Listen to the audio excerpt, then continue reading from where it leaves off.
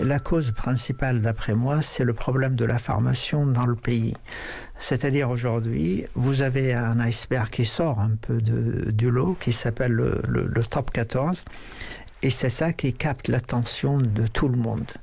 Or, vous avez 1881 clubs amateurs, et c'est ceux-là qui forment tous les jours 350 000 licenciés. Je prends l'exemple de mon fils qui a commencé le rugby à 14 ans.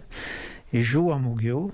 Moguio, un petit village à côté de Montpellier. L'ensemble du club, pour soutenir quelque chose comme 60 gamins, ils ont à peu près 10 000 € de budget annuel pour payer le bus, pour se nourrir, etc., pour faire le house club, etc. Même pas 1 000 € par mois. Même pas 1 000 € par mois. Donc, si vous voulez, c'est ça l'insuffisance. Et c'est pour ça le rôle que je souhaite jouer en tant que nouveau sponsor de l'équipe de France, c'est que l'intégralité de la dotation et de sponsoring aille à ces clubs.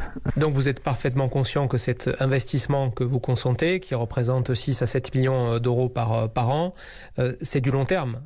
Vous êtes un homme de business, vous travaillez évidemment pour l'argent. Là, vous êtes conscient que cet argent-là, vous n'allez pas le retrouver tout de suite.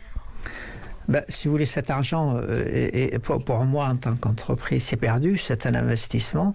Je le fais parce que j'aurais pu utiliser cet argent pour faire de la publicité sur vos antennes, par exemple. J'ai préféré le consacrer à l'équipe de France et à la formation des jeunes dans le pays.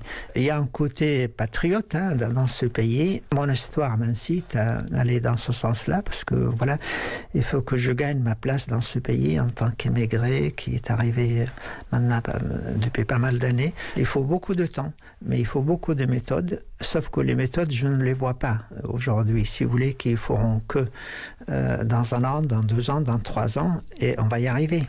Il n'y a pas de raison que les autres arrivent, les autres nations, que nous, on n'arrive pas. À savoir aussi que par le passé, on a été quand même la 3e nation mondiale et on a été vice-championne du monde.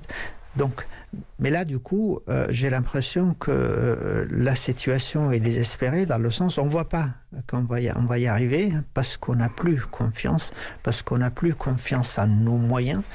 Et puis, il faudra mettre tout ça dans l'ordre. Il n'y a pas de raison que ça n'arrive pas.